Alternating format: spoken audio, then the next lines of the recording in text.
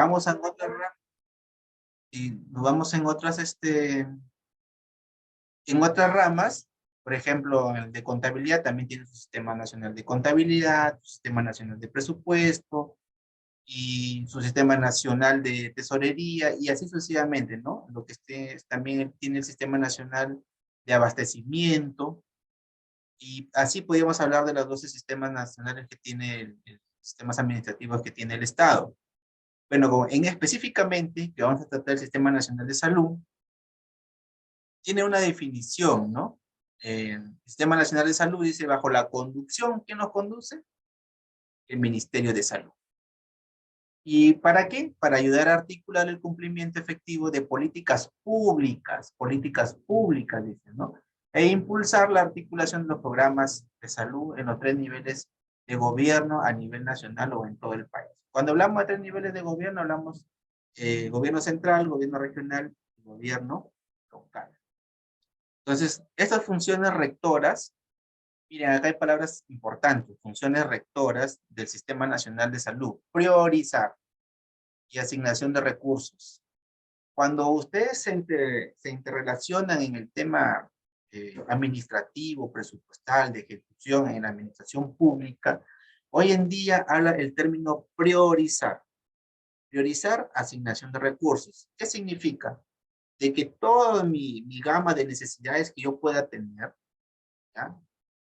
Como por ejemplo adquisición de equipos, eh, mejoramiento de infraestructura. Entonces, hoy el Estado ha creado un sistema de inversión pública también. Ese sistema de inversión pública prioriza las necesidades. ¿Y para qué? Para que el Estado pueda asignarles recursos financieros. ¿Ya? Anterior, la diapositiva anterior. Miren, aquí el Sistema Nacional de Salud está formado por un Consejo Nacional de Salud. Y este Consejo Nacional de Salud más o menos está formado por el ministro, la Nacional de Gobierno, las municipalidades, el mismo de salud, las asociaciones clínicas o privadas, el Colegio de Médicos del Perú y también entidades que administran el sistema de salud. Tenemos privado y el público. En el público encontramos al MINSA, al ESALUD, tenemos los servicios que se dan en las Fuerzas Armadas y el servicio que se dan en la Policía Nacional del Perú. Ya, a la siguiente diapositiva. Esto lo vamos a pasar un poco rápido, ¿ya?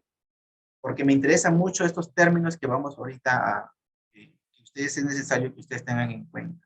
Que son políticas públicas, políticas nacionales. Ya miren, las políticas públicas, toda política es un conjunto de normas, de hecho, ¿ya? Un conjunto de normas o una serie de decisiones que se toman, ¿ya? ¿Cómo ha definido el Estado una política pública? Un conjunto de normas que existen sobre una determinada problemática. Pero también dice son procesos, decisiones o resultados, pero que sin ello excluya conflictos de interés. Es decir, las políticas públicas, cuando hablamos de la parte del conjunto de normas, quiere decir marco normativo, leyes, decretos supremos, directivas, ¿ya? Todo eso conforma el marco normativo de una política pública. Y se llama política pública porque el Estado a nivel de salud ha establecido parámetros, ¿ya? De niveles de salud en cuanto al servicio que brinda el Estado, ¿ya? Por ejemplo, tenemos nivel primario, ¿no? Tenemos algunas postas médicas, por ejemplo, tenemos hospitales, tenemos también, por ejemplo, hospitales que de alguna u otra manera que son los que están mejor capacitados y mejor equipados. Entonces, dentro de esas políticas públicas que ha establecido el Estado, ¿ya? Ha establecido también un marco normativo. Como pueden ver, si ustedes nos vamos al tema de salud específicamente, eh, tiene sus propias normativas, sus propios procedimientos, hasta, por ejemplo, para construir un hospital, tiene sus propios parámetros, ya establecidos por el Estado, o sea, son de crecimiento a nivel nacional. En todos a nivel, sea a nivel de gobierno local, regional, local, ¿no? Local y a nivel nacional. Entonces, lo que pasa es que esas políticas públicas que se han establecido son de ejecución en toda la problemática en las diferentes regiones que existen en el Perú, ¿ya? Entonces, esto va relacionado con lo que se llama una política nacional. La política nacional prioriza un conjunto de objetos y acciones a resolver en un determinado problema público de alcance nacional o sectorial o multisectorial en un tiempo determinado. Cuando hablamos de sectorial, hay que tener en cuenta que se le llama sector a un ministerio. Por ejemplo, el sector salud, el sector educación. Y cuando hablamos, por eso es que hay que tener en cuenta eso, ¿ya? Multisectorial, la participación de varios sectores. Por ejemplo, salud, educación, puede ser, ¿no? Salud, Ministerio de la Mujer. eh. Entonces, eso se llama, la participación de esos varios sectores es lo que se llama multisectorial. Entonces, cuando ven en la diapositiva que dicen sector, significa a un ministerio, ¿ya? Pasemos a la segunda diapositiva.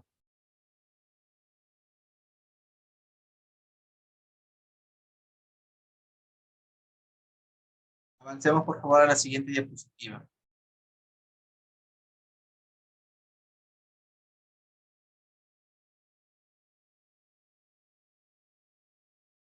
Siguiente diapositiva.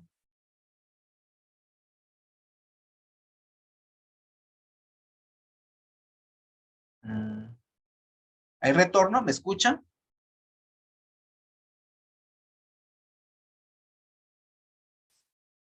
Hola. Siguiente diapositiva. Sí se Luego tenemos, escucha, doctor, ya, sí se escucha. tenemos una política multisectorial. Una política multisectorial es un conjunto de políticas nacionales que buscan entender un problema o una necesidad, ¿no? Y y tenemos una política no es multisectorial, es una política sectorial.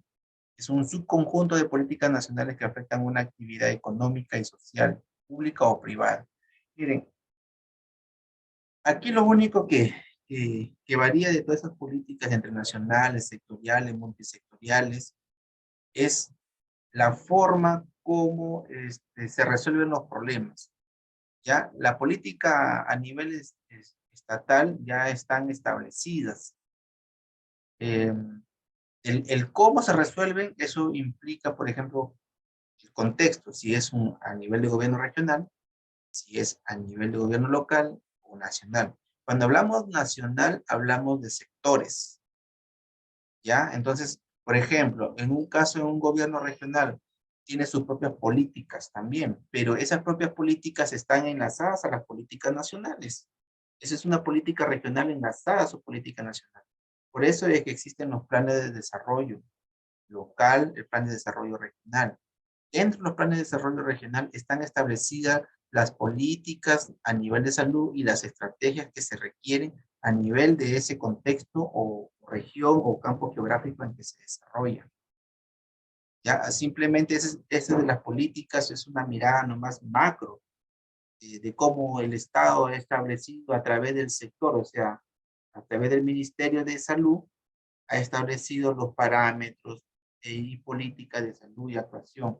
Por ejemplo, miren, cuando se dio el tema del COVID, el Estado estableció todo un procedimiento, tanto para la adquisición como para la parte asistencial, ¿no? Entonces, a eso se le llama una política pública a nivel nacional.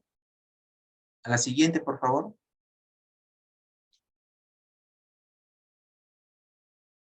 Miren, ya, hasta ahorita vamos a entrar al campo que es más ya más tiempo, es un campo muy amplio, pero que ustedes como son profesionales de la salud, están también inmersos dentro de ello, porque ustedes trabajan en entidades públicas y las entidades públicas aplican todo lo que es el marco de la ley de contrataciones del Estado. Al siguiente,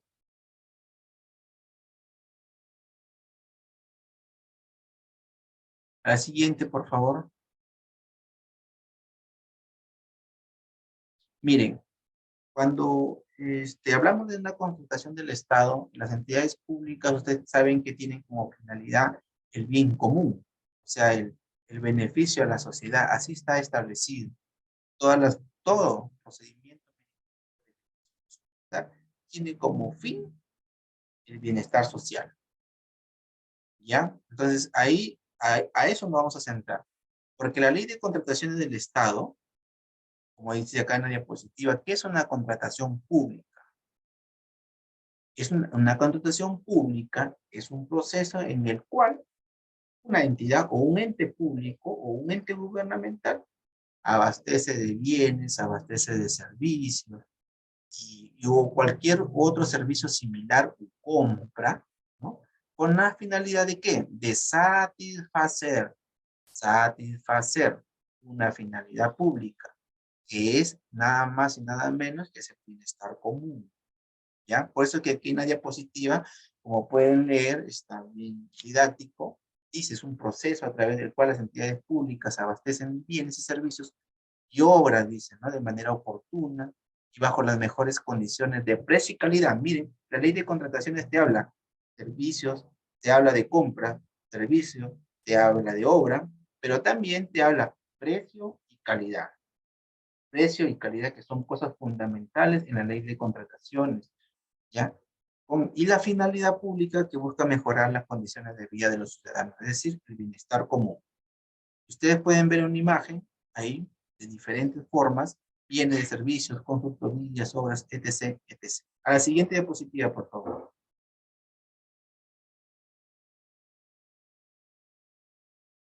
A la siguiente diapositiva.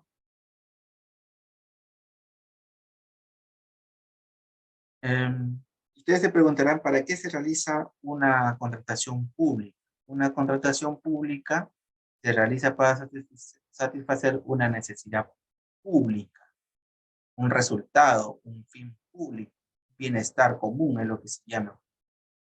Grábense las palabritas anteriores, precio, calidad, finalidad pública, ¿ya? Porque esos conceptos se van a definir más adelante, sobre todo la finalidad pública. A la siguiente, por favor. Ahí viene lo que es, ¿qué es una finalidad pública? Miren, es necesario que nosotros tengamos bastante claro qué es una finalidad pública, porque ustedes cuando ejerzan su función como directivos o como administradores de un ente o un hospital gubernamental, cuando ustedes hacen su requerimiento, hay una partecita en el requerimiento que dice finalidad pública, ¿ya? Cuando le han dicho doctor o doctor firme el TDR, los términos de referencia, o doctor haga el requerimiento, o doctor de la conformidad de tal o cual compra, porque ustedes se constituyen, ya hemos hablado la clase anterior, ustedes se constituyen como un área usuaria. Entonces, ustedes van a encontrar en todo documento, que sea un requerimiento, un término de referencia, sea para adquisición de un bien o un servicio, una consultoría o una obra, un término que se llama finalidad pública.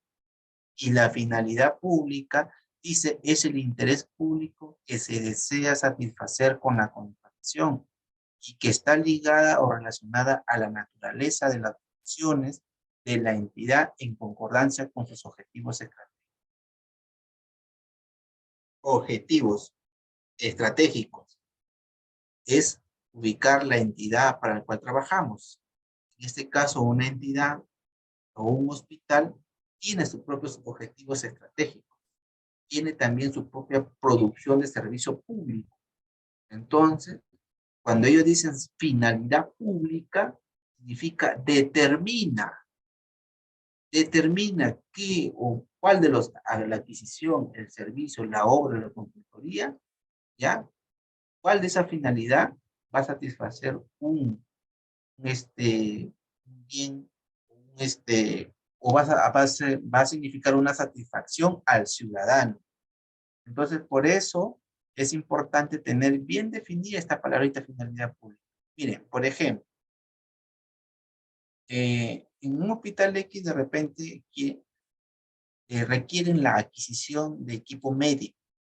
Bien, cuando hablamos de equipo médico, podemos hablar de una serie de equipos médicos, pero lo determina, dice, necesito un equipo médico, de repente, para el tema de, qué sé yo, atender cáncer, por ejemplo, ¿no?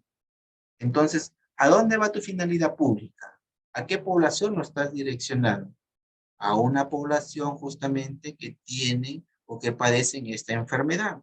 Entonces, la población que padece esta enfermedad es necesario para satisfacer ellos, le llaman satisfacción en este caso, pues para que ellos puedan tener acceso a la salud, al cuidado, a la atención y todo ello.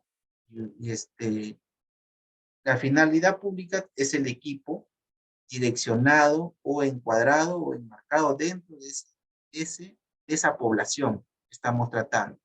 Entonces ustedes dirán, necesitamos la adquisición de, no sé, algún equipo médico relacionado a ello. ¿Para qué? Para poder, ¿no? O para equipamiento del hospital tal, con la finalidad de atender a la población o pacientes con cáncer, qué sé yo. Entonces, ahí delimitas lo que es equipo médico y, y cuál es su finalidad pública, cuál es el fin de adquirir ese equipo. Entonces, ustedes tienen que decir, adquiere este equipo para atender a tales o cuales beneficiarios o a tales o cuales población vulnerable, ¿no? O ciudadanos. X conceptos que uno puede dar. Pero a eso se refiere finalidad pública. ¿Cómo se enmarca mi adquisición de equipo para beneficiar a un sector de la población? Hablamos de sector de la población, en este caso específicamente para hospitales, ¿no?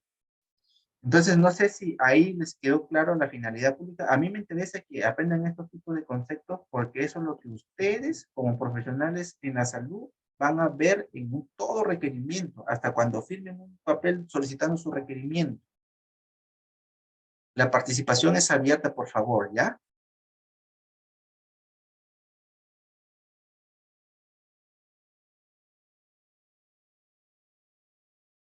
Bien, entonces sigamos avanzando. Finalidad pública, entonces les quedó claro, ¿ya? Lo que yo pueda, a través del Estado, ejecutar, ¿ya? O sea, gastar, ¿ya? A través de su hospitalidad, con mi finalidad pública, que es, ¿cuál es mi fin? Un sector de la población, en este caso, los pacientes con cáncer, ¿no?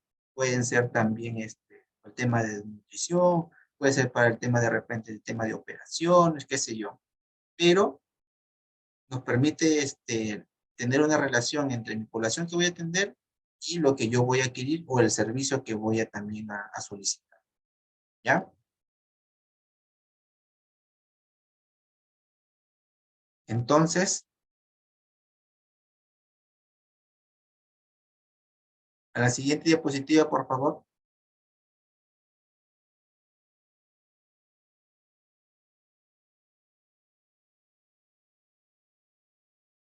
La siguiente diapositiva.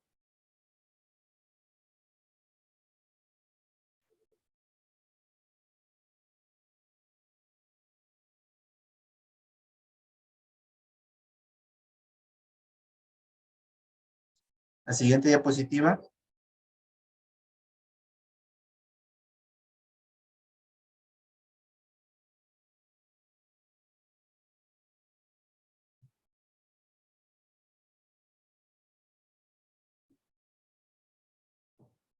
Señorita, por favor, a la siguiente diapositiva.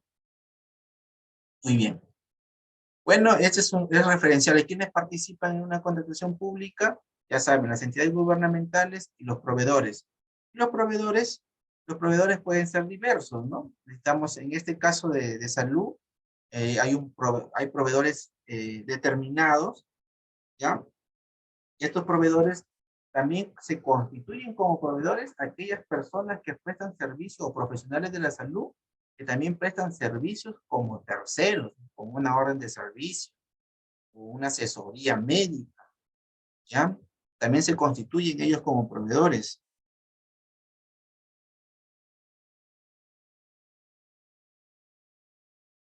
Eh, la siguiente diapositiva. ¿Quiénes intervienen en en la gestión de la contratación. Miren, aquí vamos a tener en cuenta varios casos, ¿ya? El titular de la entidad, el área usuaria, el comité de selección y el órgano encargado de las contrataciones, dice. Ya, entonces, ustedes podrán decir, ¿a qué le llamamos titular de la entidad? Si yo les digo, si ustedes trabajan en un gobierno nacional, ¿ya? ¿Quién será? Ustedes trabajan en un gobierno nacional, en este caso, en el Ministerio de Salud. ¿Quién será el titular de la entidad?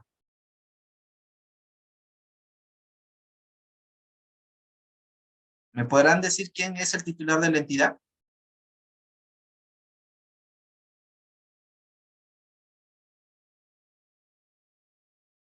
Si trabajan en un gobierno regional, ¿quién será el titular de la entidad?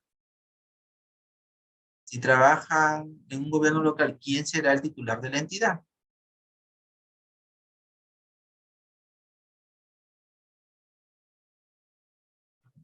Miren, el titular de la entidad, si trabaja en un gobierno regional, lo va a ser el presidente regional.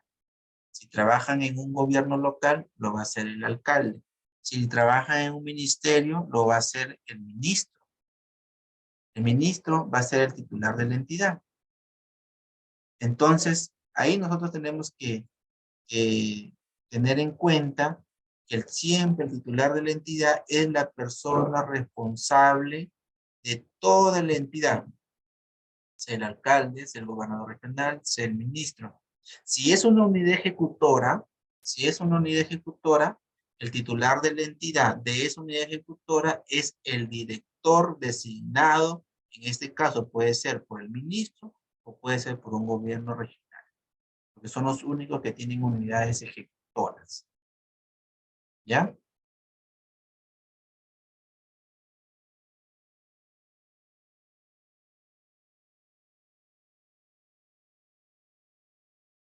Luego, decimos nosotros, ¿quién es el área usuaria?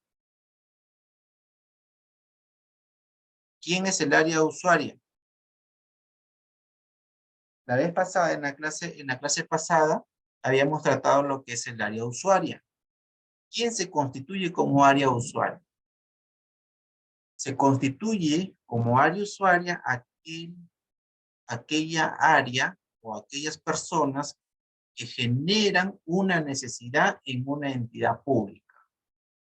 Es decir, por ejemplo, si yo tengo un jefe encargado de laboratorio y yo necesito equipos, necesito reactivos o necesito microscopios u otra similar para poder hacer los análisis, entonces, de dónde logística va a comprar? ¿De dónde se va a enterar el director que necesita esto? ¿De dónde se va a enterar el administrador que necesita esas cosas? ¿De dónde? ¿Quién lo va a solicitar? ¿Quién va a dar las especificaciones técnicas? ¿Quién va a dar las características de esos bienes o la característica del servicio que se requiera? ¿Quién nos va a dar? Si yo necesito desde mi laboratorio y hay un médico encargado, médico, tecnólogo, enfermera, qué sé yo, encargado, o cualquier otro profesional de la salud encargado, o jefe, o responsable de esa área, es justamente el que va a firmar el requerimiento. Y cuando él firma un requerimiento, él va a tener en cuenta la finalidad pública, que ya lo hemos explicado, y él se constituye como área usuaria. El área usuaria es aquel área que se constituye o que hace que nazca la necesidad del bien o servicio que se requiera en toda institución. Y no solamente es el que requiere, sino también es el que firma la conformidad de lo que ha solicitado. ¿Ya? De repente dice, él no lo compra. De repente el área usuaria no compra. Quien compra es el área de abastecimiento, logística, ¿ya? O de adquisiciones o de contrataciones. Es el área que adquiere o compra. Pero El área, pero el área logística, pero el área usuaria es la que requiere, es la que le dice al área de adquisiciones, mira, yo necesito tal servicio, tal equipo, bajo estas características, ¿ya? Teniendo en cuenta la finalidad pública. El área de logística adquiere los bienes y luego lo traspasa al área usuaria. ¿Para qué? Con la finalidad de qué? De que dé la conformidad. La importancia del área usuaria, la importancia del área usuaria, porque mucho va a depender de ello, que tanto los equipos, los servicios o cualquier otra cosa que se adquiere en esa entidad, cumplan las especificaciones técnicas. Si el área usuaria no controla, no verifica, entonces los equipos o los servicios no van a ser de calidad. Como se dice, precio y calidad. ¿Quién es el comité de selección? Miren, en el Estado hay diferentes formas de adquisición. Eso lo ha establecido la ley de contrataciones.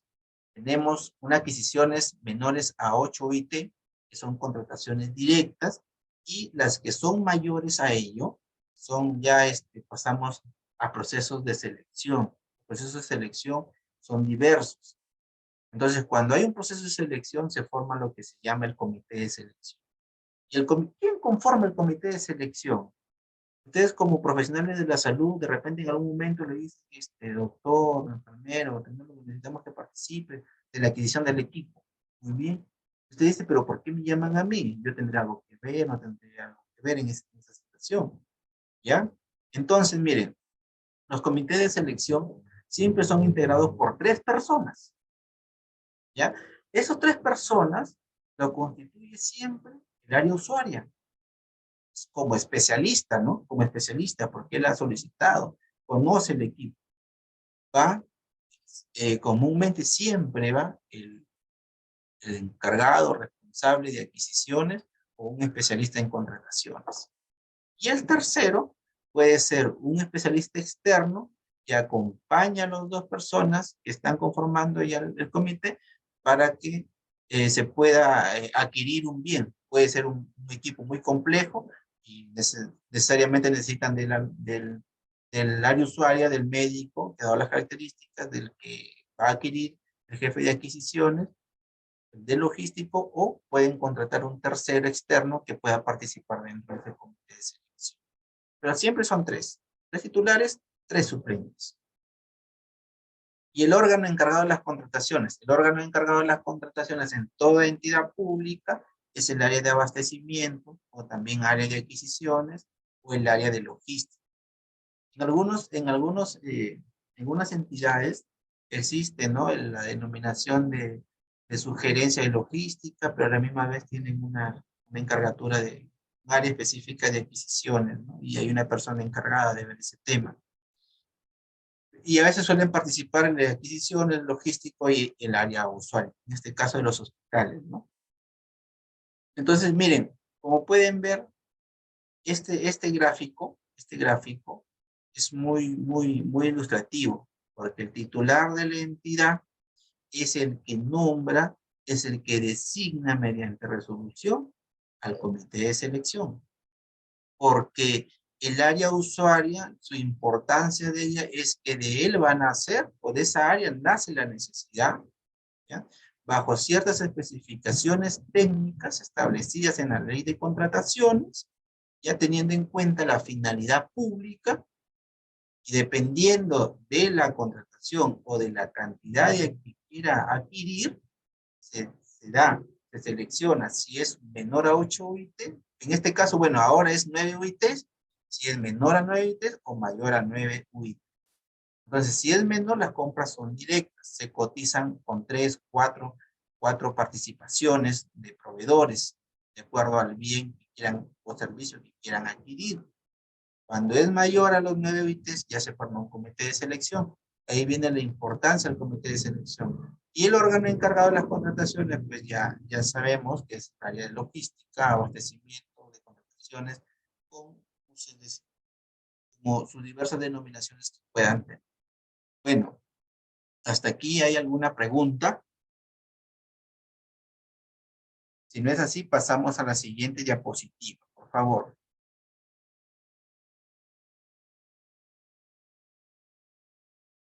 A la siguiente diapositiva. Una pregunta, perdón. Dígame. Si por ejemplo uno solicita la compra de un material X Ujú, y ya se hace la compra de ese material de acuerdo a las especificaciones técnicas, pero cuando uno o el área usuaria recibe el material se da cuenta que no es exactamente lo que uno había solicitado. ujú. ¿Cómo se resuelve eso? Ya, cuando en esos casos, lo más recomendable es que el área usuaria no firme ningún documento y muy por el contrario, informe que esos bienes que han llegado no cumplen las características tal cual se indicaron. ¿Por qué les digo, miren?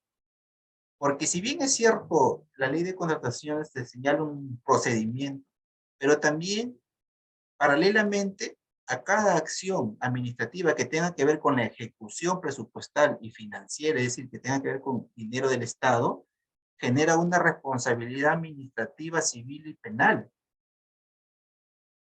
¿Ya? Entonces, por eso es que el área usuaria tiene que tener en cuenta eso, que no es que ya yo pido y de repente recibo cualquier cosa por ahí, ¿no? En cuanto a la calidad del equipo, no. ¿Por qué? Porque eso en futuro le puede generar una responsabilidad administrativa civil o penal. Entonces, por eso es importante que yo creo conveniente, tenemos varias diapositivas sobre contrataciones del Estado, para que ustedes tengan un conocimiento básico de lo que ustedes como profesionales médicos tienen que tener en cuenta en ejecución de su gestión. Entonces, el tema de contrataciones es fundamental, porque ustedes habrán visto ya por las noticias que todo mayormente el tema de actos de corrupción están a nivel de contrataciones. Entonces, lo que uno busca siempre, como señala la ley, la norma, la finalidad pública, es la satisfacción del ciudadano. Entonces, tú no puedes establecer una satisfacción del ciudadano si no tienes un buen equipo, ¿no? Entonces, ahí donde entra a tallar, pues, la fiscalía, donde entra a tallar los órganos de control. Entonces, por eso es importante, yo les recomiendo a ustedes, como profesionales de la salud, y que van a ejercer cargos públicos, porque ya del momento que ustedes administran fondos públicos, ya ustedes pasan a otro nivel. Entonces están sujetos a todo eso, el sistema de control y también a las responsabilidades que están establecidas en la ley de contrataciones y en todas las leyes o normativa que tenga el Estado. Pero, Sí, perdón que le díganme. interrumpa, pero entonces, ¿qué sigue? O sea, se supone que si ya se compró, no sé si ya está cancelado o la entidad todavía tiene una deuda o pendiente, o cuando ya se entrega el bien y uno dice, no, no, esto no es lo que yo estaba pidiendo. Ya, bien, ¿Cuáles son los riesgos del todo, no recibir o no firmar también? Porque la todos otra son, parte podría decir que eso es lo que le han pedido, ¿no? claro, miren, vamos a hacer por partes. Aquí implica no solamente la ley de contrataciones, sino una directiva de tesorería y las normativas de contabilidad. Y les voy a decir para que estén claro todo el panorama, ¿ya? Ustedes hacen su requerimiento con unos términos de referencia y unas características de un bien, de un equipo. Cuando se lleva el proceso de selección, gana un postor y el postor dice en 20 días está el equipo, muy bien, cumplió el plazo 20 días, llega el equipo al almacén y el almacén trasladan al área usuaria para que dé la conformidad del servicio, de la adquisición. El profesional se acerca a ver y se da cuenta de que el equipo que ha venido no son las características establecidas en el pacto, ¿no? En el requerimiento inicial y tampoco están establecidas en las bases. ¿Qué hago yo? La pregunta, si yo no lo recibo, si ya se le pagó, no, no es así. Miren, cuando se adquiere un bien, llega al almacén y te piden la conformidad, ¿es para qué? Para que siga el proceso de pago. Porque hasta cuando te piden la conformidad, hasta ese momento no debe haber ningún tipo de pago. ¿Por qué? Porque la norma de la directiva de tesorería, que es la 01 del 2007, no me equivoco, entre los artículos 8 y 9, establece que para poder hacer un devengado, un reconocimiento de la deuda por la adquisición de cualquier tipo de servicio o bien, ¿ya? Tiene que existir previamente la conformidad del área usuaria. Entonces, si no existe la conformidad del área usuaria, la administración, es decir, la administración, ya no logística, sino contabilidad y tesorería, pueden ejecutar cualquier tipo de pago. Si en su defecto existiera el pago y no existe la conformidad, entonces se comete delito. Esas personas que han hecho esos pagos tendrán una responsabilidad no solamente administrativa, sino también civil, porque van a tener que devolver, y penal, porque eso constituye una defraudación al fondo público. Y dicen, ¿pero qué hago? ¿El área usuaria cómo quedó? El área usuaria va a quedar limpio, porque nunca dio en el momento que existe la investigación, en el momento que el órgano de control haga ¿cómo se llama? Sus investigaciones para establecer responsabilidades a los funcionarios, se va a dar cuenta que el área usuaria no firmó el documento de conformidad y aún más, informó a la administración que dichos bienes o dicho equipo adquirido no cumplen las características. Y entonces, cuando el área usuaria informa que no cumple las características, ¿qué hace la administración a través del área de adquisiciones? Notifica. ¿A quién notifica? Al proveedor, diciéndole que las características del equipo no son las que han estado pactadas o las según el requerimiento que ellos han tenido acceso y por el cual han postulado. Y les da un plazo determinado para que puedan absorber dichas deficiencias. Entonces el postor lo que tiene que hacer es cambiar el equipo.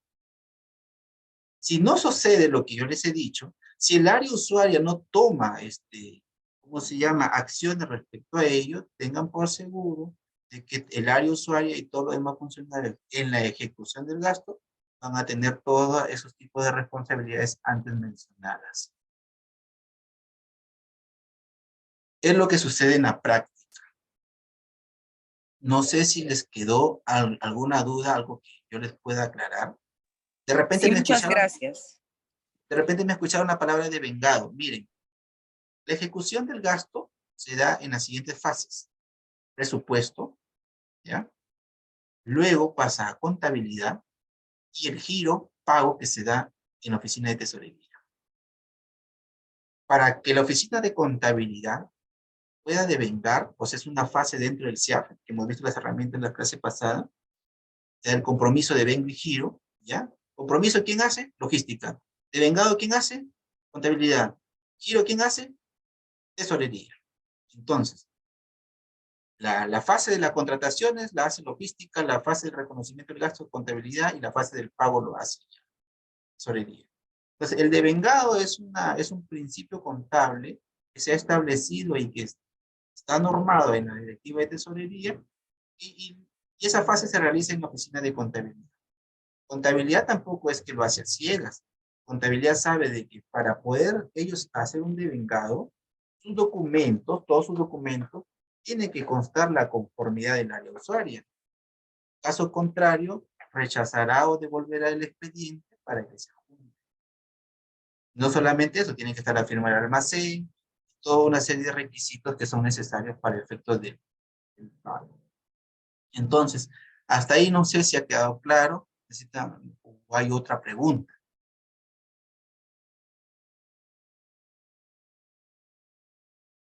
Si no es así, pasamos a la siguiente diapositiva, por favor. Sí, gracias. Muy bien. Gracias también por su participación. La siguiente diapositiva.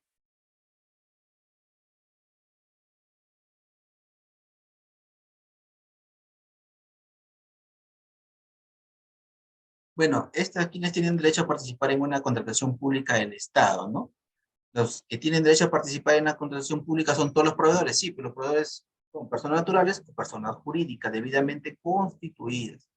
Aquí les quiero aclarar un tema, miren, si ustedes realizan la adquisición de un equipo médico, tienen que verificar que el proveedor que el proveedor que participa en su ficha RUT, ya en su ficha RUT, tenga como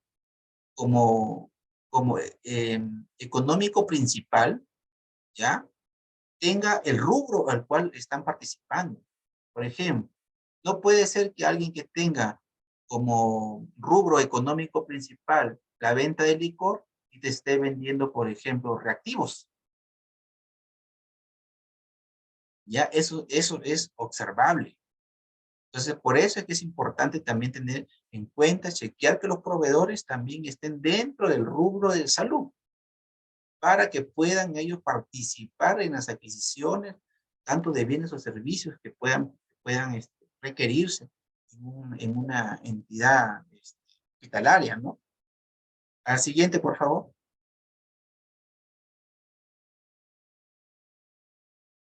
Siguiente diapositiva.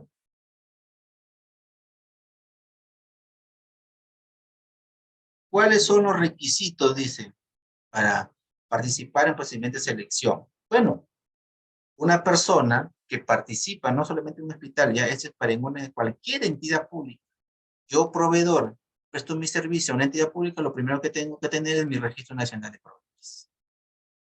¿Ya? Segundo que te piden es no estar inhabilitado, suspendido o impedido de contratar con el Estado. ¿Quiénes son los que están inhabilitados, suspendidos o no están impedidos de contratar? Aquellos que han sido sancionados por la Contraloría o aquellos que han tenido una sentencia producto de su participación en una entidad pública. Ellos están inhabilitados, suspendidos.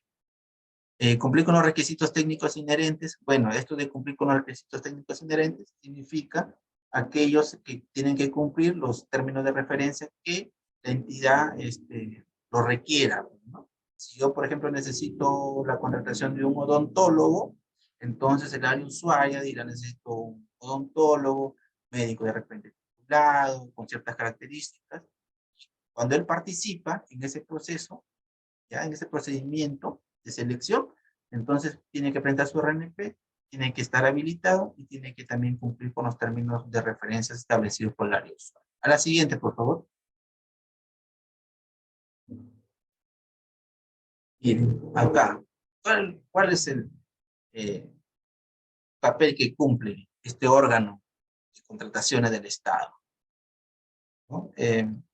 Como pueden ver, aquí está sencillo, en la que regula, supervisa los procesos de contratación en todas las entidades públicas. ¿Qué cautela? La aplicación eficiente de la normatividad y promoviendo mejores prácticas para su uso óptimo de los recursos públicos y la satisfacción de las necesidades de la población. Todas, si ustedes en algún momento llevan algún curso de especialización a nivel de contratación del Estado, siempre van a encontrar este término. Finalidad pública, que tiene que ver con la satisfacción de las necesidades de la población. Uso óptimo, eficiencia, eficacia, dice. Son términos que se cumplen y que están siempre en todos los informes que yo he visto de contrataciones establecidos por los órganos de control, como es la OCE o la Contraloría. Siempre hablan de la eficiencia, siempre hablan de la eficacia, siempre hablan del menor costo, pero con calidad. Siempre hablan que ha habido, dicen, ¿no? Ha habido, en algunos informes de ellos establecen que ha habido malversación de fondos públicos y ha alterado la necesidad de la población. O sea, han contravenido la finalidad pública. Así lo señalan, ¿no? Entonces, hay que tener en cuenta esos conceptos. ¿Ya? A la siguiente, por favor. Dice, ¿cómo se realiza un proceso de contratación? Los procesos de contratación están clarísimos ahí, ¿ya? Hay tres fases, que es los actos preparatorios, el procedimiento de contratación y la ejecución contractual. Miren, facilito, ¿ya? ¿A qué le llamamos actos preparatorios? Muy bien. Yo voy a comprar equipos, no sé, por 2 millones de soles me sale un equipo para un hospital X. Y acto de preparación, ¿qué constituye? Y acto de preparación, ¿qué es? El requerimiento del área usuaria. ¿Ya? ¿Qué más? La disponibilidad presupuestal. ¿Ya? ¿Qué más? La aprobación de mi expediente de contratación. Hasta ahí termina mi acto preparatorio. Sencillito, ¿eh? El requerimiento, su disponibilidad. O sea, cuando ya hay disponibilidad, ¿qué significa? Yo hago mi requerimiento, mi estudio de mercado, determino el importe, el valor referencial, pido mi certificado presupuestal o mi disponibilidad presupuestal y luego que pido, hago mi aprobación de mi expediente. Hasta ahí termina mi acto preparatorio. Procedimiento de selección. ¿Cuándo empieza el procedimiento de selección? El procedimiento de selección empieza con la venta de las bases o la estandarización de las bases o la aprobación de las bases. Es decir, cuando yo apruebo las bases, llevo el proceso de selección, le digo, ¿sabe qué? En tales fechas nosotros vamos a seleccionar el postor. Participan los postores, presentan su propuesta técnica, presentan su propuesta económica, técnica y económica, y tal día ustedes evalúan. Y sale un postor ganador a quien se le da la buena pro. ¿Ya? ¿Cuándo empieza la ejecución contractual? Cuando ya la persona o el proveedor firma el contrato y se ejecuta, en este caso, 30 días para el cumplimiento de la entrega de ese equipo. Por ejemplo. Entonces tenemos mi acto preparatorio que empieza con el requerimiento del área usuaria, que lo envía a quién, a logística. Bueno, siempre fluye por la administración, ¿no? Lo pasa a administración, administración lo deriva a logística o abastecimiento o al órgano de contrataciones. ¿Qué hacen ellos? Hacen un estudio de mercado y establecen el valor referencial del bien. Una vez que establece el área de contratación, el logístico o abastecimiento, el, el valor referencial, lo envía ¿a dónde? A presupuesto. ¿Para qué? Para que le dé la disponibilidad o certificación presupuestaria. A eso se llaman actos preparatorios. ¿Cuándo el procedimiento? Cuando yo ya apruebo mis bases y llevo el proceso de selección propiamente dicho, ¿no? Entonces, ¿qué hacen los postores? Compran las bases, que participan, presentan su propuesta económica y presentan su propuesta técnica. Se le da un ganador y se le da la buena pro a la persona que ha ganado. ¿Cuándo hay la ejecución presupuestal? Cuando ya hay un pacto contractual y se establecen que tienen durante los 30 días tienen que, en este caso, hacer entrega del bien. Entonces, a eso se llama lo que es un proceso de contratación. Acto preparatorio, procedimiento de selección y ejecución contractual. Si no hay ninguna pregunta hasta aquí, pasamos a la siguiente diapositiva.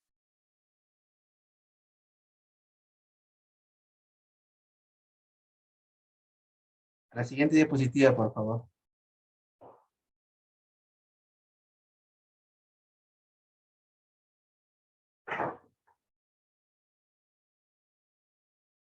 A la siguiente diapositiva. Bien, sigamos. Vamos a ver una parte de actuaciones preparatorias, ¿ya? Sigamos, por favor. Es bastante aquí el tema de contrataciones es bastante. Ya, muy bien. Dice, ¿qué ocurre en las actuaciones preparatorias? En la entidad, miren, se formula lo que yo le he dicho en términos sencillos, aquí está. Se formula el requerimiento, se realiza la indagación del mercado, cuando se elabora el PAC, ya la oficina de contrataciones modifica su plan anual de contrataciones, se genera un expediente de contratación, miren, ¿ah? Se genera un expediente de contratación. El órgano a cargo del procedimiento o el comité de selección y elabora las bases. ¿Qué ocurre en las actuaciones preparatorias? El requerimiento, mi estudio de mercado, ya tiene que, aquí por ejemplo en el faltado tiene que estar indudablemente el certificado presupuestal o la disponibilidad presupuestal. ¿Por qué les digo esto? Porque la ley, presupuesto público o las directivas de ejecución presupuestal establecen y dicen claramente que todo proceso de selección o toda compra, todo procedimiento de adquisición de bienes y servicios que no cuente con el debido certificado presupuestal no tiene validez en términos sencillos. Son nulos. Entonces, por eso es la importancia que cuando ustedes vayan a adquirir un bien, hagan un proceso de selección, siempre estén estas tres cosas: el requerimiento, el estudio de mercado y el certificado presupuestario. Pero ahí dice, elabora el PAC. Muy bien. Lo que pasa es que el PAC, la oficina de contrataciones, o la oficina de logística, o la oficina de abastecimiento, es la que modifica el plan anual de contrataciones, ¿ya? Eso no es responsabilidad del área usuaria, sino ya del área de contrataciones. ¿Qué genera estos documentos? Estos documentos te generan un expediente de contratación. Que en la práctica, el titular de la entidad, ¿ya? El titular de la entidad, aprueba mediante un acto resolutivo, ¿ya? Puede ser un acto resolutivo, una resolución directoral, dependiendo la unidad ejecutora o el nivel de gobierno en que se estén desempeñando. Luego lo pasa al comité que aprueba las bases y eso ya constituye parte de del proceso de selección. A la siguiente diapositiva, por favor. ¿Quiénes formulan el requerimiento? Miren, acá está. El requerimiento es elaborado por el área usuaria de la entidad, el área usuaria de la entidad. Dice, aquella que tiene la necesidad de adquirir un bien, un servicio o la ejecución de una obra, en virtud a sus funciones y a la finalidad pública que persigue. ¿Ya? Mire, la importancia del área usuaria, ¿no? Es la que genera, es de donde nace la necesidad de adquirir un bien, servicio, consultoría, obra, qué sé yo. Pero, miren, una vez más, en virtud a sus funciones del área usuaria y a la finalidad pública que persigue la contratación. Cuando el área usuaria altera la finalidad pública, es donde se cometen los mayores, en este caso, responsabilidades administrativas, civiles o penales. Ahora, la otra diapositiva, por favor. ¿Qué es la indagación de mercado y quién lo realiza? Miren, la indagación de mercado son aquellos estudios, averiguaciones, sondeos previos a definir el valor de la contratación. A ese valor de la contratación se le llama valor referencial. ¿Por qué se le dice en la práctica valor referencial y cómo se lee en la práctica? Miren, ustedes dicen, área usuaria, voy a adquirir un equipo de resonancia magnética, ¿ya? Entonces, ustedes dan las características del bien, del equipo, y lo remiten a la administración le da proveído al área de contrataciones, que hace esta recepción del requerimiento, hace una indagación en el mercado. O sea, es decir, busca proveedores en el medio que puedan eh, o que estén encargados o que puedan vender esos equipos que ustedes están solicitando, el área usuario está solicitando. Ellos hacen una indagación, me dice más o menos, yo he preguntado en un proveedor A, me dice que vale, no sé, 1,500,000, el proveedor B, 1,800,000, el proveedor C, de repente me dice 2,500,000. Entonces ya tiene 3 estudios de mercado. ¿Qué hace el área usuaria? Hace un cuadro comparativo y establece un valor promedio. Entonces dice mi valor promedio es de 1,800,000, 1,900,000 o 2 millones, ¿no? A ese valor promedio es lo que le llaman valor referencial. Y dice, señores, tu característica de este equipo, según me ha arrojado el estudio de mercado, que vale un valor referencial de 2 millones. Entonces digo, señores de presupuesto, necesito la disponibilidad presupuestal de 2 millones. Entonces el presupuesto le otorga la disponibilidad presupuestal por 2 millones. Cuando se van al proceso de selección, miren, los postores que participan para vender esos equipos dicen, el valor referencial es 2 millones. Entonces el postor dice, ya, yo te lo vendo para ganar 1,900,000. El otro puede decir, no, mi valor es 2,300,000. El otro dice 2,800,000. Entonces ustedes elegirán, dice la norma, dice la ley, el de menor costo, el de mayor calidad. pero ustedes cogen el mayor costo, pero también tienen que evaluar la calidad del equipo. Entonces, a eso se le llama valor referencial. Es lo que sucede en la práctica cuando ustedes ya están ejecutando el proceso de selección. No sé si les quedó claro, me supe explicar. Si no, hay alguna pregunta, por favor, para poder que las cosas les tengan claras. Si no es así, pasamos a la siguiente diapositiva. Aquí está lo que es el PAC, el famoso PAC, Plan Anual de Contrataciones. ¿Qué es el Plan Anual de Contrataciones? Es un instrumento de gestión indispensable para que la institución pueda contratar bienes, servicios, obras, consultorías, etcétera, ¿no? En cumplimiento de sus objetivos institucionales y que tienen que estar concatenados con el POI, el Plan Operativo Institucional. ¿Ya? Miren, ¿cómo se constituye este documento? El Plan Anual de Contrataciones es un documento donde está la descripción de todas las adquisiciones que va a hacer la entidad durante el año, ¿no?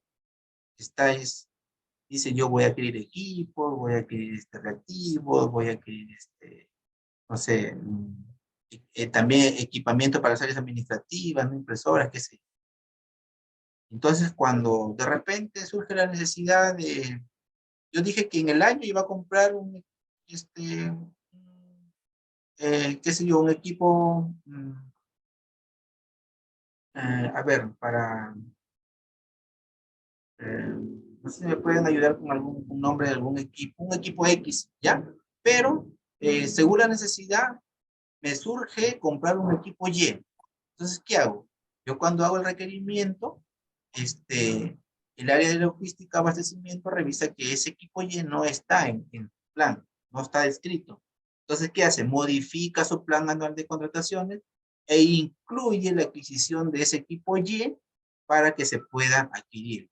Entonces, ¿dónde lo incluye? Lo incluye en ese documento que se llama plan anual de contrataciones y lo sube a la plataforma se hace donde se van actualizando todas las adquisiciones que realiza una.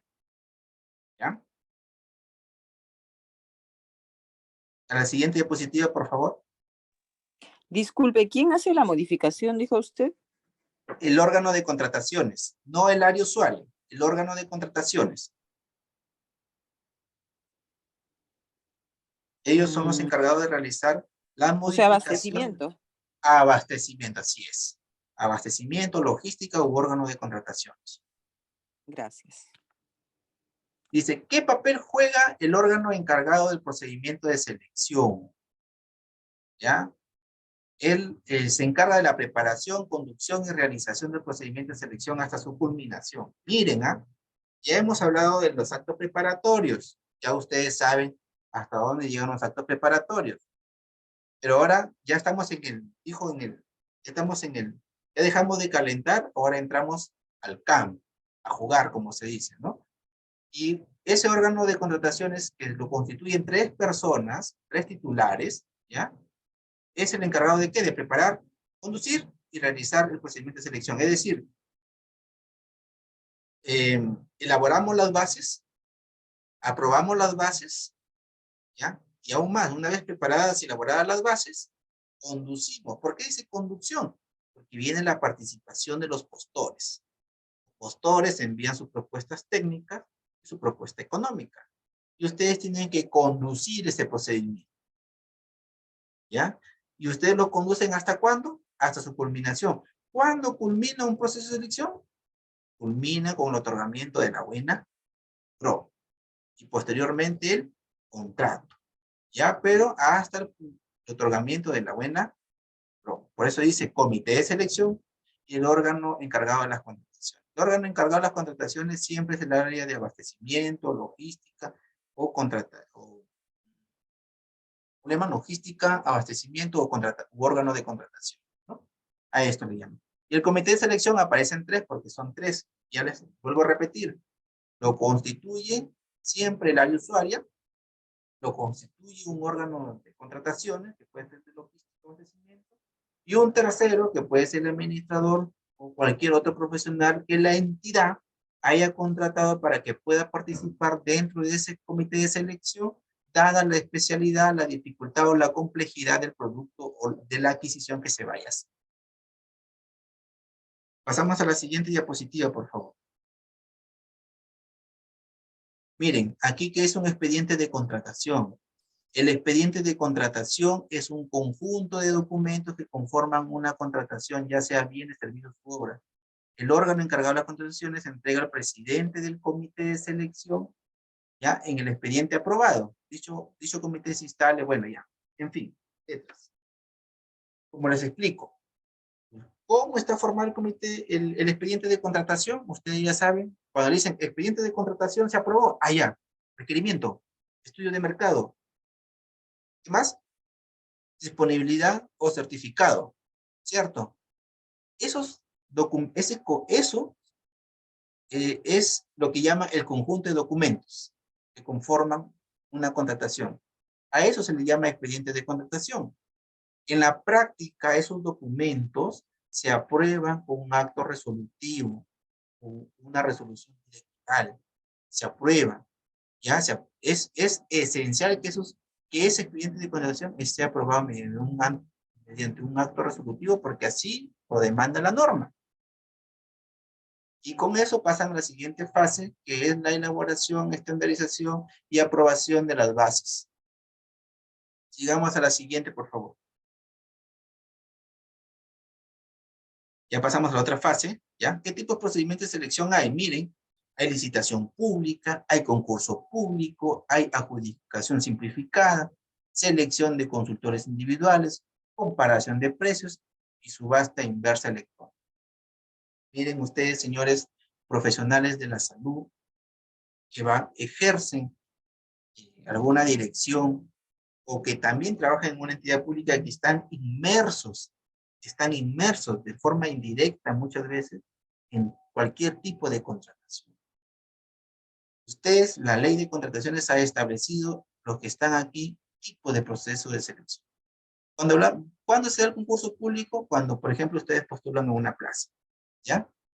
Eso se llama. Concurso público es cuando cualquier persona profesional de la salud asiste a una convocatoria y participa en un proceso de selección. A ello se le llama concurso público. La licitación pública es para nosotros, la entidad pueda realizar adquisiciones de bienes o servicios u obras públicas. Las adjudicaciones simplificadas son aquellas que son mayores a 8 UIT, ¿ya? Y que son más o menos hasta $500,000 o 200,000 soles, son adjudicaciones simplificadas. La licitación pública es la realización de la contratación más compleja que hay. Es decir, si yo voy a hacer una adquisición de 5 millones, 3 millones, ya estoy pensando en una licitación pública. Si yo voy a hacer una compra de 40,000, 60,000, 100,000 soles, estoy pensando en una adjudicación simplificada. Si yo voy a postular a una entidad pública de repente por 728, 276, se llama concurso público. La comparación de precios son aquellos que han ciertos bienes determinados que participan a efectos de poder hacer compras. Es una facilidad que ha hecho la norma de poder adquirir ciertos bienes para ciertos, en este caso, vehículos a través de la comparación de precios. La subasta inversa, lo que tenemos el combustible, mayormente sea por subasta inversa. ¿Ya? Entonces pasemos a la siguiente diapositiva, por favor. ¿Qué tipo de procedimiento de selección hay? Contrataciones directas, las comparativas, el catálogo y el concurso de proyectos arquitectónicos. Bueno, lo más común que sucede en los hospitales, ¿no? Las contrataciones directas. ¿Cuándo se da una contratación directa? Cuando las contrataciones no exceden las 9 UIT. Es decir, si ustedes sacan los 4,950 por 9, más o menos son aproximadamente 44,000 nuevos soles. Ustedes pueden hacer una contratación directa sin proceso de selección hasta ese importe. ¿Quiere decir que yo a dedo voy a decir que voy a comprarle? No, tampoco. Sino que tiene que haber también un estudio de mercado. diferente, sino que ya no hay proceso de selección. Se llama directo porque la contratación es más rápida. Ya no pasa por ese proceso de que tengo que armar mi expediente de contratación, elaboro mis bases, doy la buena pro. No, no hay nada de esas cosas. Cuando hay compras corporativas, es lo que hace, por ejemplo, en este caso, olvidé esta entidad del CIS, que compra los medicamentos, se me fue el nombre, pero si alguien lo recuerda, lo menciona. Ellos hacen compras corporativas, por ejemplo, los medicamentos y después los distribuyen a los hospitales. El catálogo electrónico, hay un catálogo electrónico, por ejemplo, cuando ya se compran los útiles de escritorios o ciertos bienes, están en un catálogo determinado. Entonces, la entidad participa a través de estos catálogos determinados mediante una clave específica que le otorga el SEACE o el OCE al funcionario de logística o abastecimiento para que pueda él realizar estas compras a través de este acuerdo marco. ¿Ya? A la siguiente diapositiva, por favor.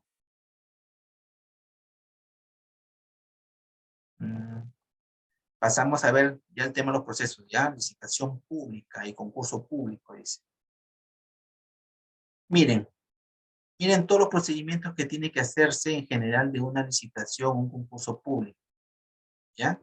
Hay una convocatoria, hay un registro de participantes, hay una formulación de consultas y observancias, hay una solución a esas consultas y observaciones, la presentación de ofertas, la evaluación de las ofertas, la calificación de las ofertas y lo otorgamiento de buena. Es decir, en líneas generales, una licitación pública en cualquier entidad del Estado no te baja de 45 días, teniendo en cuenta todo este procedimiento. Es el proceso más largo que hay dentro del Estado para adquirir un bien, ¿ya? Tenemos convocatoria. Estas diapositivas se las voy también a remitir para que ustedes también no puedan olvidarse de la clase, ya, y puedan revisarlo de repente en algún momento ustedes estén en una situación así o puedan llevar de repente un curso de especialización en contratación del Estado. Al menos ya saben, esto es lo que les estoy diciendo es lo que le van a enseñar. De repente un poco más a profundidad porque es para una especialización, ¿no? Pero esto es lo que hay que tener en cuenta estas licitaciones públicas, ¿ya? Convocatoria, registro, formulación de observaciones y consultas, la absolución de las mismas, luego la presentación de las ofertas, la evaluación de esas ofertas, la calificación y el otorgamiento de la buena. En ese lapso de tiempo, demora más o menos entre 40 a 45 días. Así que, si ustedes escuchan licitación pública en su entidad, dice, vamos, es el proceso más largo que hay dentro de la ley de contrataciones y tiene un aproximado de 45 días. No vaya a ser que por ahí les digan, no, en 20 días lo sacamos de licitación pública por acá. Mentira. Los plazos no se van a cumplir así. Siguiente diapositiva.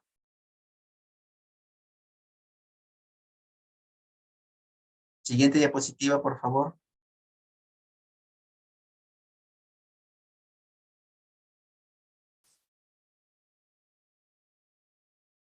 Selección de consultores individuales también, miren. Acá está una solicitud de una expresión de interés, ¿ya? Se convoca, hay un registro, hay una recepción de esas expresiones de interés, hay una evaluación, calificación y otorgamiento de buena prueba. ¿Cuándo suceden estas cosas? Por ejemplo, no sé si ustedes han escuchado los procesos que hay en el Perú sobre obras por impuestos o participación privada en el sector público. Entonces, para iniciar eso, ¿qué se hace? Una solicitud de expresión de interés. Y una vez que existe eso, se da todo este procedimiento. Bueno, la convocatoria, el registro, la recepción de esa expresión de interés, se califica y se da la buena prueba, ¿no? Entonces, por ejemplo, cuando una entidad privada dice a una municipalidad provincial o un gobierno regional, voy a construirte, no sé, voy a hacer un relleno sanitario, ¿no? Entonces, para que una entidad pública haga un relleno sanitario, pues es todo un proceso. Tiene que hacer un proyecto, un expediente técnico, llevarlo para financiarlo. ¿Y qué pasa? Que hay entidades privadas que hacen obras por impuestos. Entonces, para ellos empiezan con una solicitud de expresión de interés. Es el procedimiento más rápido que se da y la inversión más rápida también que tiene una entidad pública. A la siguiente, por favor. La siguiente diapositiva.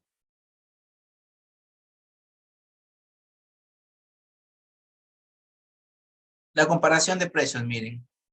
Los bienes o servicios en general deben de ser de disponibilidad inmediata, ¿ya? Fáciles de obtener en el mercado. Se comercializan bajo una oferta estándar establecida en el mercado y que no se fabrican, producen, suministran o prestan siguiendo descripciones particulares o instrucciones dadas a la entidad contratante. Es decir, por ejemplo, ¿ya? No sé, yo tengo mi pool de máquinas, ¿ya? Y necesito comprar llantas, porque las llantas de mis máquinas están malogradas, de mi llanta pesada, de mi maquinaria pesada, ¿no? Saco un proceso por comparación de precios. Me puede costar 70,000, 80,000, de repente todo eso, ¿no? Una comparación de precios y obtengo más rápido el producto. ¿Qué cumplo ahí? Que son de disponibilidad inmediata, porque voy a encontrar muchos proveedores que me van a dar ese servicio o que venden ese bien, ¿no? Los precios son estandarizados, no hay mucha diferencia entre uno y otro, ¿ya? Y es lo más rápido que uno pueda tener en relación llevando un proceso. ¿Por qué? Porque ustedes recuerden, si yo tengo un gasto de 80,000, 90,000 soles, ¿qué quiere decir? Que ya tengo que llevar un proceso de selección. Y es un proceso de selección, una adjudicación simplificada. Entonces, si yo llevo un proceso de adjudicación simplificada, ya tiene que tener expedientes de contratación, sus bases, su proceso. Claro, el tiempo es menor, porque más o menos demora, ¿qué le puedo decir? Entre 20 días más o menos se lleva a cabo ese proceso.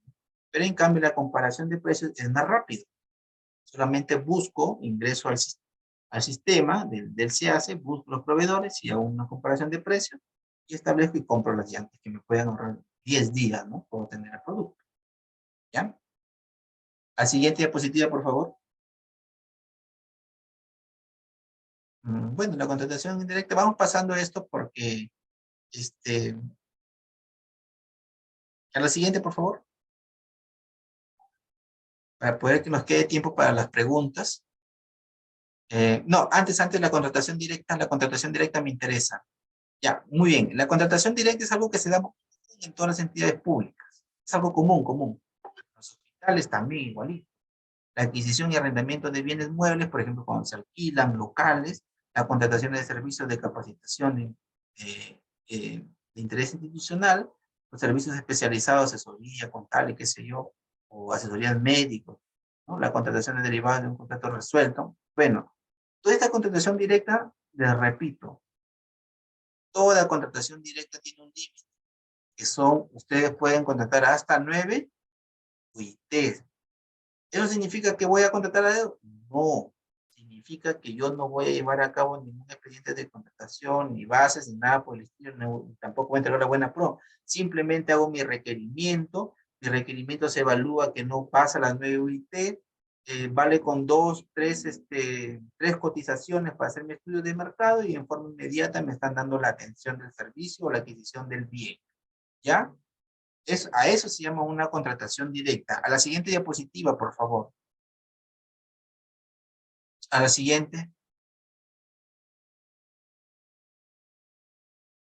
Miren, ¿qué ocurre si durante la fase de selección surge una discrepancia entre el postor y la entidad? Clásico, algo clásico que se da mayormente. ¿Qué pasa? La entidad, o en este caso una entidad hospitalaria, busca o compra un bien o adquiere un servicio, ¿no?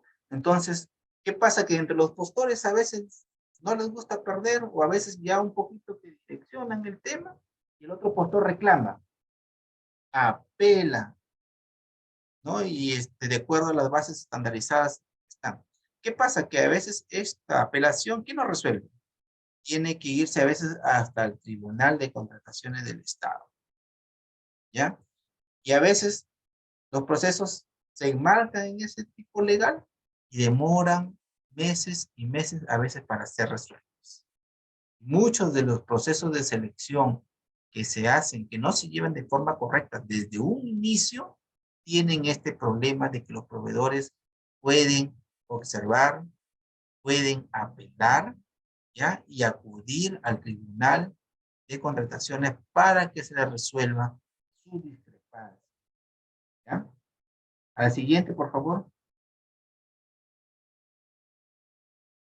Dice, luego de otorgada la buena pro, ya les dije, cuando se otorga la buena pro, cuando se elaboran, cuando se aprueban las bases, se da el proceso de selección en sí mismo, se da la conducción y sale un ganador. Y a ese ganador se le otorga la buena pro, ¿ya? A través de un documento que se formaliza una contratación. Dice, a través de un contrato de administración pública, ¿ya? Acuerdo de dos o más partes, hasta, bueno, en que crean, regulan, modifican o extinguen el contrato. Pero la buena pro se materializa, ¿en dónde? En el contrato mismo, ¿ya? En el contrato mismo. Cuando sale un ganador se dice, señor, usted ganó, ya muy bien. Pero para que usted firme el contrato, tiene que otorgarme ciertas garantías. Muy bien. De repente el costo es muy elevado, una carta fianza. O presénteme su documentación de, en este caso de su escritura pública, una documentación del consorcio, depende si se han consorciado, el contrato de consorcio, que es un contrato privado, adjúntelo para poder la firma del contrato. Entonces, esos documentos formales se adjuntan previa a la firma de contrato, ¿ya? Pero la buena pro se le da a la persona que gana. La buena pro se establece en un acta, se llama acta de buena pro. Y en esa acta se detalla el procedimiento de selección y él gana, la persona o proveedor, persona jurídica, persona natural, que ha ganado. Se firman. ¿Quiénes firman? Los que participan en el proceso de selección. ¿Quiénes son? El comité de selección. Lo firma, ¿ya? A la siguiente, por favor. A la siguiente, estamos en la parte de ejecución. Bueno, ¿qué es la ejecución presupuestal? Dice, la fase de la contratación pública, en la cual las partes cumplen sus prestaciones. Es decir, miren, hice mi expediente de contratación, pasé a la fase de selección, le di la buena prueba al señor, me firmó mi contrato y en mi contrato el señor dice, pactamos, que el equipo me lo va a entregar en 50, 60 días, ¿no? O 50 días. Entonces, ahí viene lo que nosotros llamamos la parte contractual. Es la parte en la cual ambas se comprometen. ¿Por qué ambas? Porque el postor, el proveedor, persona natural o persona jurídica, se compromete a entregar un bien o a prestar un servicio en un plazo o tiempo determinado y a cambio de esto, la entidad se compromete a realizar un pago. ¿Ya? A eso se llama ejecución contractual. Pase la siguiente diapositiva, por favor. Ay, a ver, solución de controversias. La solución de controversias es algo que muchas veces ustedes no habrán escuchado. El gobierno regional construyó un hospital y por los problemas que tuvieron se encuentra en arbitraje. Muy bien, miren acá, ustedes lo van a ver. Las controversias que surjan entre las partes sobre la ejecución, ¿ya? Interpretación, resolución, inexistencia o ineficacia o invalidez del contrato se resuelve mediante ¿qué? Conciliación, junta de resolución de disputas y arbitraje. Miren, aquí les voy a hacer una diferenciación. Cuando ustedes están en pleno proceso de selección y hay observancias a las bases o hay una disputa entre los proveedores, ¿ya? ¿Quién resuelve? Si el proveedor apela, ¿quién resuelve? Resuelve el OCE, el órgano de contrataciones, el tribunal del órgano de contrataciones, que hemos visto anterior, ¿ya? Pero cuando no sucede eso, y se da la buena pro, y firma el contrato, y en del contrato hacia adelante para la ejecución contractual, una de las partes no cumple, se da este caso. Primero, hay una conciliación. Segundo, hay una resolución de disputa. Y cuando ya no hay ni conciliación ni una resolución de disputa, entonces se van al arbitraje. Y cuando se van al arbitraje, se paraliza todo. Desde la conciliación se paraliza ya, porque ya entramos a un tema de un pleito de tipo legal. Pero si se soluciona, todo queda ahí. Pero ya cuando se va a arbitraje, uno de los dos va a perder y uno de los dos va a tener que pagar un adicional, los intereses, qué sé yo, lo que se genere de ese arbitraje. Pero ya es un perjuicio. Por eso que todas las adquisiciones, sean bienes o sean obras que se encuentren en arbitraje, no se puede intervenir. Es decir, miren, ¿cuál es la gravedad del asunto? ¿Ya? Que supongamos que un área usuaria ha, ha, ha requerido un equipo o un tomógrafo, ¿no? ¿Ya? Entonces, ¿qué pasa si en ejecución hay problemas? Ni uno ni otro cumple, ¿no? Entonces, primero, ¿qué hacen? Se va a una conciliación, dice, bueno, hermano, señor postor, señora entidad, mire, yo cumplo y ustedes me pagan, muy bien, ya no me costean el interés, muy bien, ya, solucionado. Pero si no pasa eso y se van al arbitraje, el área, el área, el área usuaria ya no puede volver a requerir el mismo equipo. ¿Por qué? Porque ya hay un equipo que está en arbitraje. Ya no, la entidad ya no puede volver a invertir en algo que ya invirtió, pero que está mal, que está ahí en el stand-by, que hay un presupuesto designado, hay unos millones designados, hay unos millones paralizados ahí. Entonces, por eso es la importancia de que los procesos de selección que sean lo más correcto posible para evitar cualquier tipo de controversia, sea en el mismo proceso de selección o sea en la parte concreta. Entonces ustedes ya tienen ahí dos diferencias. Las controversias que se dan dentro de nuestra buena próxima resuelve el Tribunal del OCE. Las controversias que se dan en la parte de la ejecución, ¿quién nos resuelve? ¿O quién nos resuelve? No, ¿se van a dónde? Se van a arbitrar. ¿Ya? Entonces, cosas hay que tenerlas en cuenta. A la siguiente diapositiva, por favor.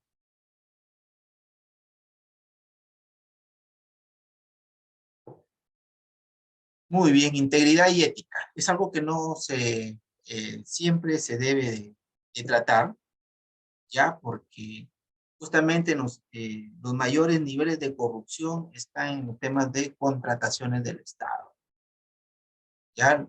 Entonces, también hay que tener en cuenta, de repente algún día ustedes firman un contrato de alguna adquisición, tiene que estar la cláusula de anticorrupción, ¿ya?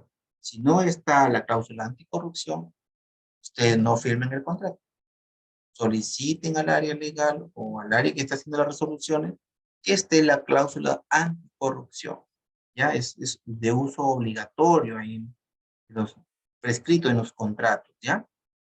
Entonces, es un tema aquí ya de ética, de la formación, valores de las personas, ¿ya? Porque, como les puedo decir, las cosas van a cambiar cuando las personas de forma individual cambien.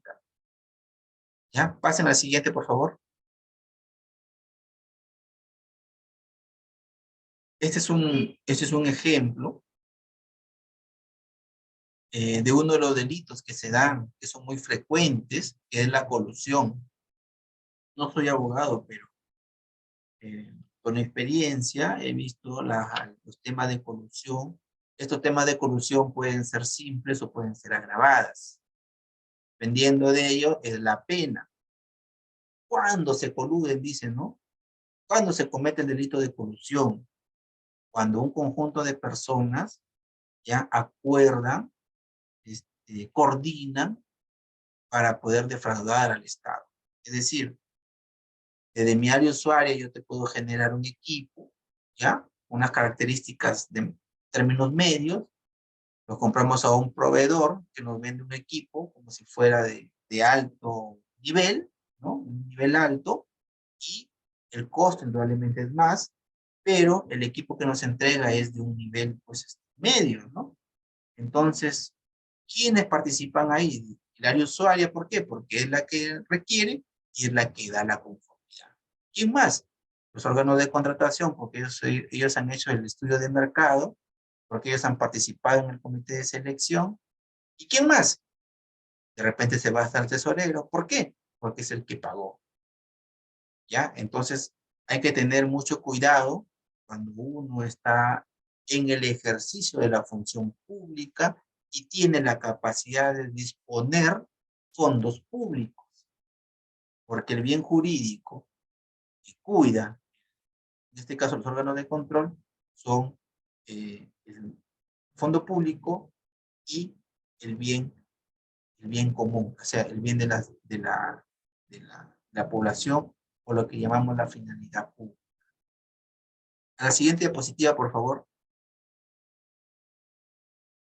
Miren, aquí algo que les estaba explicando. Principales delitos de corrupción: peculado, colusión, negociación incompatible, malversación, cohecho activo, cohecho pasivo, concusión. Los delitos que mayormente se dan peculado. ¿Cuándo se comete peculado? Cuando, en términos sencillos, hay robo. Es decir, al área usuaria les designaron un encargo interno para que comprara un equipo, no sé, de 100,000 soles.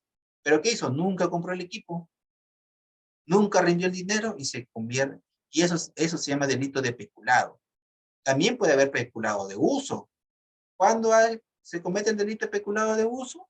Cuando, por ejemplo, un funcionario público hace mal uso de un bien público. Es decir, yo soy funcionario público y de repente utilizo la ambulancia para mis fines personales, para que me traslade de repente a, no sé, a hacer compras, a recoger a un familiar de tal lugar, cosas por el estilo, ¿no? Entonces, cuando ese bien no cumple su fin público y es mal utilizado por un funcionario público, es lo que se llama peculado de uso. La colusión, ya les he explicado, puede ser simple o agravada, según eso es la gravedad, y ahí es el conjunto de personas que participan para defraudar al Estado. La negociación incompatible o aprovechamiento indebido es cuando participas con un tercero, es decir, con un proveedor. Es lo que se da la negociación incompatible. ¿Cuándo se da una malversación de fondo? Cuando, por ejemplo, el señor de presupuesto tiene a nivel de inversión, tiene 3 millones para compra de equipos y por disposición en este caso del director ejecutivo o del titular de la entidad, dice no, ya no vamos a comprar equipos médicos, sino vamos a contratar personal. Entonces, cuando tú sacas de tu presupuesto algo que tienes destinado para la compra de equipos y lo utilizas para fines que no están establecidos, a eso se llama malversación de fondo. ¿Ya? El tipo de cohechos pasivos, cohechos activos y concusión tienen que ver, casi son similares a lo que es la colusión y a lo que es el peculado. ¿Ya? Pase a la siguiente diapositiva, por favor. Bueno, ¿quiénes son los principales afectados por una contratación pública mal realizada? Todos, ¿no? Todo este cuadrito que ven acá, que ustedes ven acá las personas, es lo que constituye la finalidad pública de una contratación. Y cuando una contratación no se da, no se cumple o no satisface esa finalidad pública, está sujeto a observaciones, y no solamente observaciones por parte de la OCE, sino a nivel de fiscalía. ¿Ya? A la siguiente diapositiva. Dice que otras consecuencias trae una contratación mal realizada, miren, ¿no? Obras abandonadas, así como existen obras abandonadas, también hay hospitales abandonados, hospitales en arbitraje, equipos médicos que no se logran contratar, no se logran adquirir, ¿ya? Etcétera. En la siguiente diapositiva. Muy bien, entramos a la ronda de preguntas y respuestas. Me interesa mucho que ustedes pregunten, ¿ya? O de repente podamos aclarar ciertos puntos específicos, porque todo lo que se ha tratado acá es todo lo que trata la ley de contrataciones y su reglamento. Bueno, eso implica más cosas, ¿no? Entrar más a detalle, pero es algo fundamental y básico. Ustedes, profesionales de la salud, que ejerzan alguna función pública dentro de los hospitales, conozcan, porque esto va a implicar muchas veces hasta su libertad de ustedes si un proceso de selección está mal dirigido, y ustedes como jefe, o como director ejecutivo, o como administrador, o como jefe de algún área, van a tener responsabilidad. Una pregunta. Díganme. Cuando el área usuaria hace un requerimiento de compra de X material. ¿Ya? Entonces, abastecimiento hace el estudio de mercado, etcétera, etcétera. Se presentan los proveedores que creen cumplir con las bases. Ujú. ¿Quién califica si realmente cumplen o no cumplen con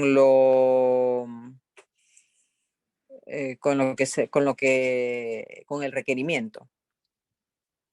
La pregunta es facilita. El comité de selección.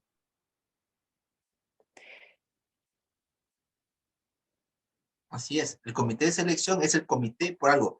Ese comité de selección prácticamente es el comité evaluador. ¿Ya?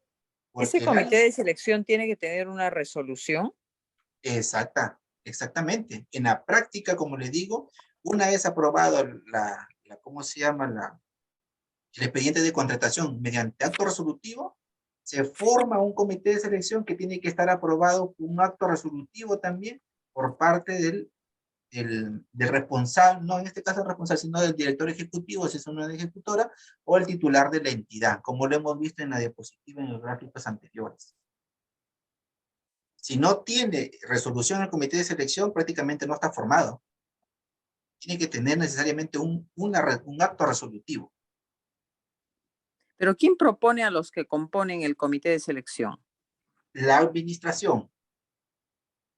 ¿Y sobre la base de qué? Me dirá, pues, ¿sobre la base de qué lo propone? Sobre la base de que la ley de contratación está establecido, de que dentro del comité de selección tiene que haber una persona encargada, especialista del comité de selección. ¿Quién es? El órgano de contrataciones, va uno. Que tiene que estar una persona que esté relacionado con el requerimiento que se ha hecho. ¿Quién es? De repente es el área usuaria. Y un tercero, dice la ley de contrataciones, que puede ser el administrador o un especialista que se contrate con la finalidad o dependiendo de la complejidad del bien que se va a adquirir. Eso ya Pero lo no puede establece. ser cualquier número de personas, solamente No, pueden ser 3. exactamente. En la resolución tienen que aparecer 3 titulares, 3 suplentes. ¿Ya? 3 titulares, 3 suplentes. No hay más.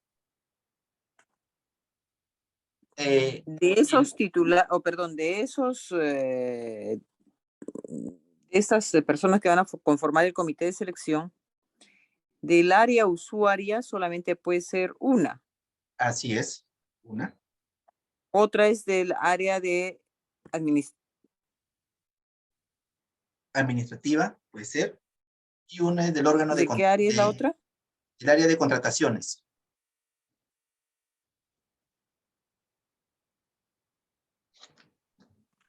Una persona es del área usuaria, una es del área de contrataciones Y otra persona del y área. otro es un especialista que podría ser externo. Así es, así es. Mire, y aún más, la norma señala que puede ser, por ejemplo, el administrador, el área usuaria, el órgano de contrataciones, un representante, ¿no? O responsable, ¿ya? Y aún más dice que de acuerdo a la complejidad de la adquisición o del proceso de selección, puedes contratar un auxilio, dice, ¿no? Puede ser un asesor que también participe en el proceso de selección como auxilio al comité. Es decir, si yo voy a comprar un equipo, no sé, bastante complejo, y yo soy médico, claro, conozco el equipo, todo eso, pero de repente necesito un especialista también para la evaluación, ¿no? De las características de los bienes. Pueden contratar de repente, hay personas que son especialistas en equipos médicos, lo contratan para que participen dentro del proceso de selección como sus asesores. Otra pregunta. Por ejemplo, para comprar cada uno de los equipos tiene que haber unas especificaciones técnicas. Con Así el es, tiempo, los equipos pueden variar en sus características. Por ejemplo, hace 10 años se podría comprar implantes de acero quirúrgico, por así decir. Pero ahora se compran implantes que no son de acero, que tienen otras aleaciones, por ejemplo, titanio, otros metales. Si uno se quiere ceñir a las bases, entonces de repente el que cumple con lo que dicen las bases ya es un implante obsoleto. ¿Qué hay que hacer cuál es el proceso para actualizar esas bases? miren, Oh, perdón, no no, bases, sino las especificaciones técnicas. claro, lo que pasa es que en medio del proceso de selección ya no pueden haber variaciones. Por eso es importante de que de donde nace el requerimiento estén acorde al tiempo y al contexto que se puedan estar esos productos. ¿Qué dice En la todo norma? caso, Discúlpeme, cada cual. ¿qué dice?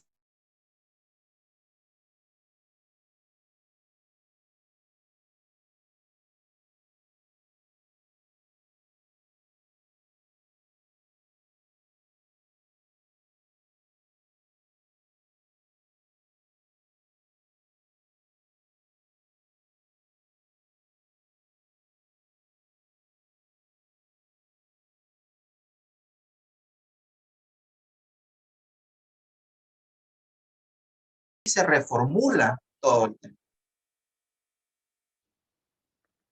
¿Hola? Sí, le escucho.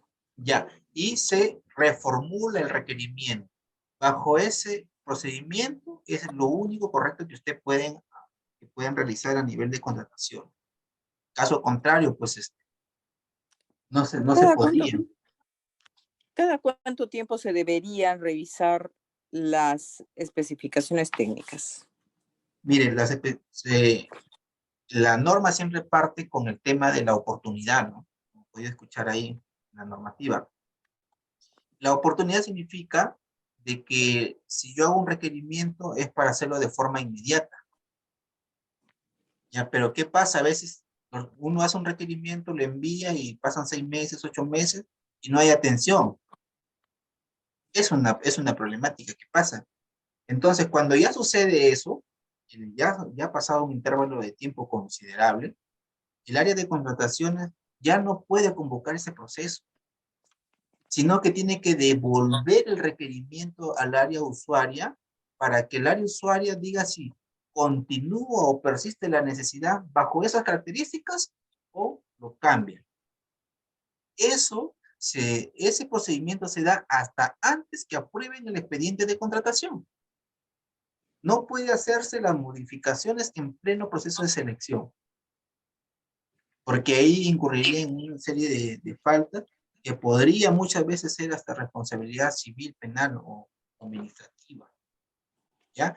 Por eso cuando sucede esa casuística de que te hacen su requerimiento, pasa demasiado tiempo, ya no puede el área de contrataciones hacer ese proceso de selección, sino tiene que devolverlo para preguntar si la necesidad persiste bajo esas mismas características. Y el área usuaria tiene que reformular, si es que ya no persiste bajo esa misma característica, reformula su requerimiento para que nazca de nuevo en forma correcta.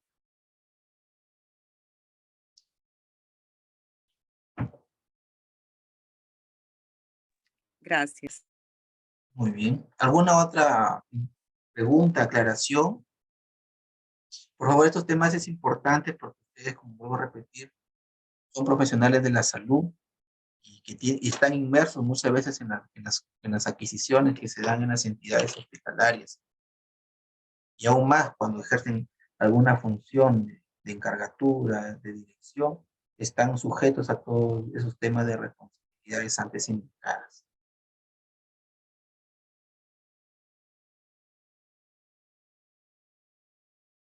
Sí, les quedó claro el tema. Hoy ha sido un part bastante normativo, ¿ya?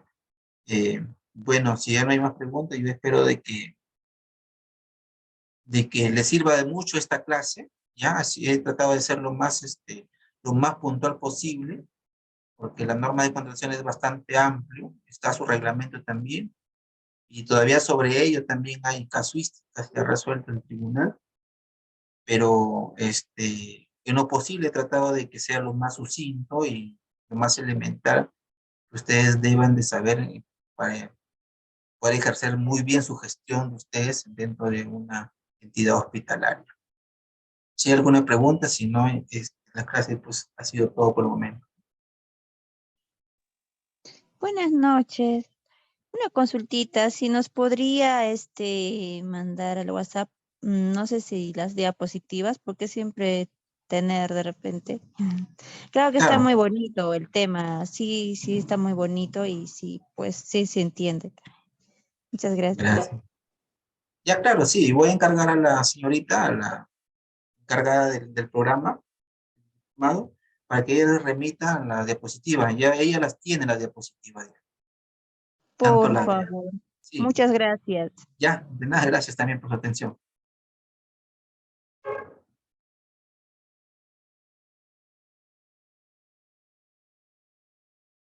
Por favor, cualquier duda que también tengan, en lo posterior también, mientras dure el tema de este diplomado, puedan dárselo a la encargada y para poder yo resolverlos en las clases posteriores, por favor. Ya lo importante, como le digo, es que ustedes cuenten con el conocimiento necesario y básico para que puedan ejercer una buena gestión. Y mire, quien le habla, yo ya prácticamente tengo 12 años en la administración pública y he pasado por diferentes cargos y esto de la contratación pública lo veo a día en la práctica, ¿no? Entonces, por eso es que yo mayormente le planteo cosas más puntuales que van a suceder en la realidad y que ustedes tienen que estar preparados. Porque la ley es muy amplia, trae muchísimas cosas y el tiempo que nosotros tenemos tampoco no es demasiado, hay bastante que desarrollar en este diplomado.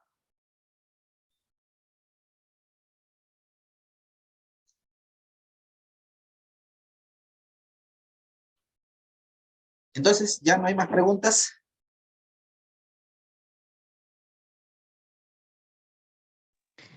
Creo que no.